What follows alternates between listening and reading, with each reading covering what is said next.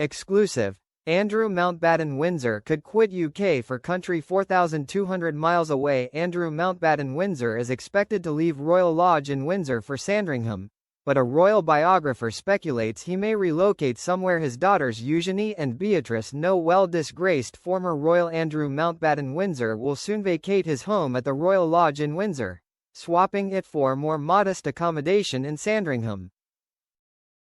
However, royal biographer Andrew Lowney suggests it's not merely Windsor that the disgraced former prince will be leaving, but Britain entirely. The ex-prince was stripped of all his titles following revelations of leaked correspondence with convicted sex offender Jeffrey Epstein. Yet Lowney, writer of the bombshell exposé entitled, believes a relocation to Sandringham might prove merely a stopgap arrangement. He's not going to a house that is that much smaller, he said. He's not going to a 2 up, 2 down. He's going to have staff. I think that they're playing all this down, but he's not going to be shopping in Lidl. He's going to be paid quite a lot of money to move.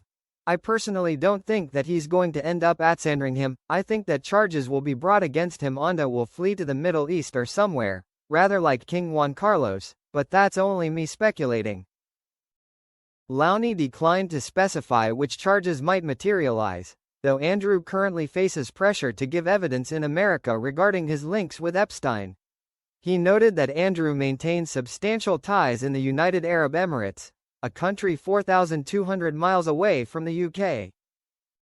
During his 2001 visit to the UAE as Britain's trade envoy, Mountbatten Windsor forged a close personal bond with the then Crown Prince and present ruler, Sheikh Mohammed bin Zayed Al Nahyan.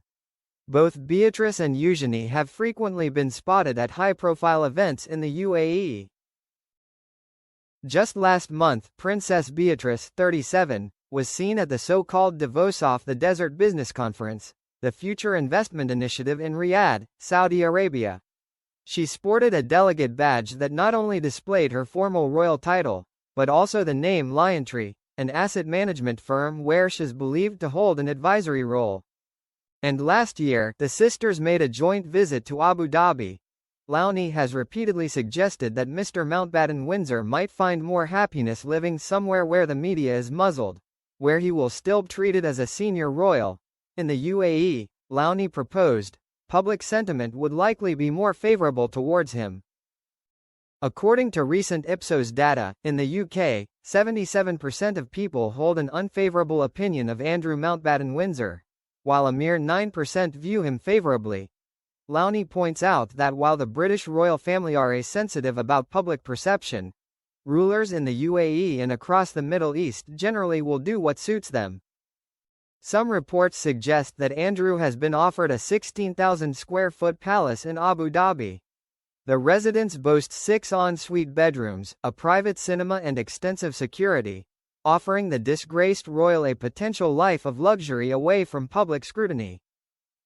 Those allegations have been challenged by James Henderson, a veteran PR consultant to Andrew's former wife Sarah Ferguson. However, Lowney maintains that the ex-Duke of York maintains strong connections to the UAE, a small collection of Middle Eastern nations roughly 1/3 the size of Britain.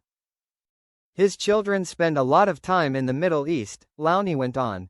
That's where they're doing a lot of their business at the moment. He suggests that, should legal difficulties facing Andrew continue to intensify, a swift departure to Abu Dhabi might well be considered.